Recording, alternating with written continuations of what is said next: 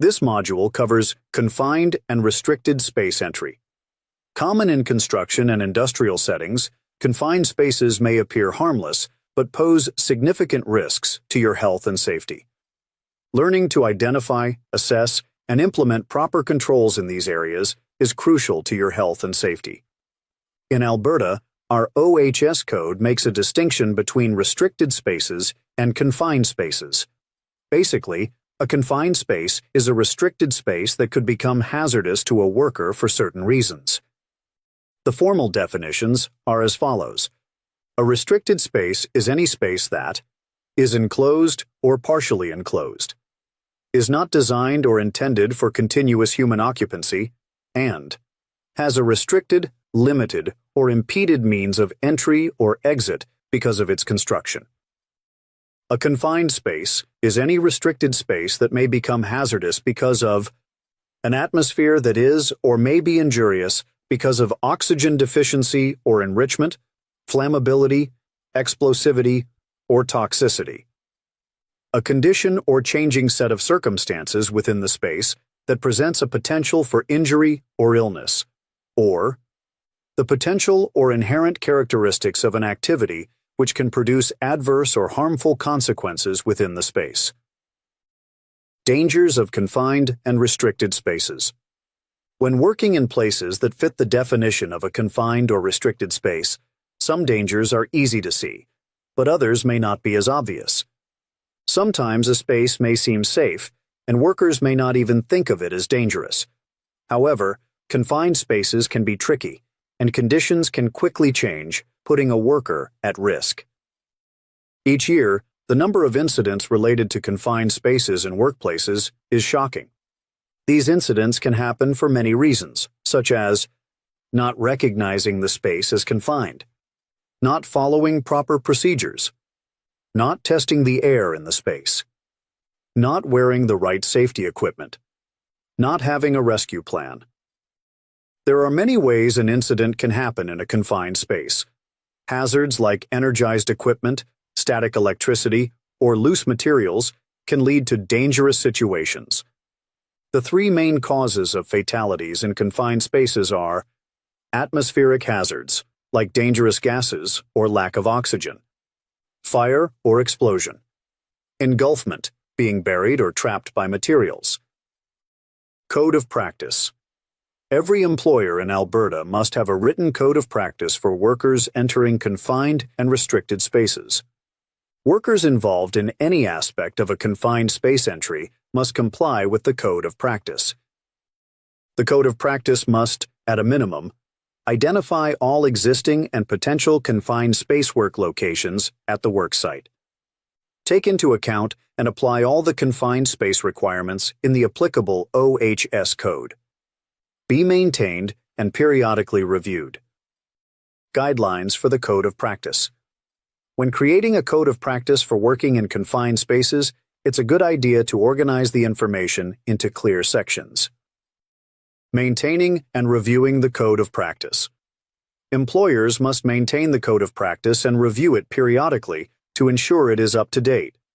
It is recommended to review the code at least every 3 years or sooner if a new incident occurs, work activities change. Below are some key steps and suggestions for structuring the code of practice. Start with the scope and purpose. Begin by explaining what the code of practice is for and why it is important. You should also introduce the legal requirements that the code is based on, as described in laws like the Occupational Health and Safety OHS Code. Identify confined space locations. Next, include a section that lists all the confined and restricted spaces at the worksite. The following details can make the list more useful. The specific location of each space, for example, address, building, floor, or room number. Photos of the space to help workers recognize it. The type of confined space, for example, tank, sewer, or storage room. Information about how to access the space, for example, hatches, ladders, or doors. Outline practices and procedures. include a section that explains the practices and procedures workers must follow when entering and working in a confined space. These rules must meet all the requirements of the OHS code. Here are some key points to consider.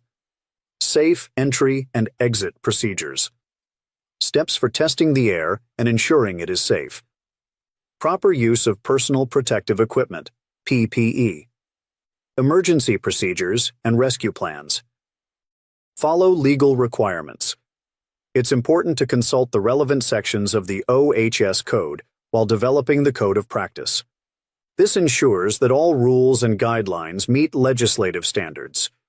If any updates are made to the OHS code, the code of practice should also be reviewed and updated to stay compliant. Hazard assessment. Before any worker enters a confined or restricted space, the employer must assign a competent person to conduct a hazard assessment. This person's job is to identify possible dangers in the space, perform inspections and tests as needed, and complete any other necessary tasks to ensure the space is safe to enter. Training requirements. Employers must ensure that workers who will be entering or working in confined or restricted spaces receive training from a competent person.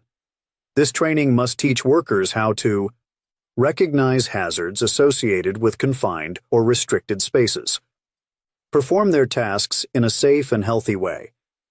Employers are also required to keep records of all training provided, ensure that workers who might respond to an emergency in these spaces are trained in first aid, the correct use of emergency equipment, and emergency procedures specific to the space. Entry permit system. Employers must have an entry permit system in place for confined spaces. This system helps to ensure that workers only enter the space when it is safe to do so and that all necessary precautions have been taken. Before a worker enters a confined space, the employer must make sure a competent person has signed a properly completed entry permit. Keep a copy of this permit easily available. The entry permit system must meet specific requirements outlined in the OHS code. General safety and protection. Employers have several responsibilities to keep workers safe in confined or restricted spaces. These responsibilities include providing safety equipment, emergency equipment, and personal protective equipment as required by the Occupational Health and Safety Code. Protection from hazardous substances and energy. Employers must take steps to ensure workers are safe from dangerous substances and energy.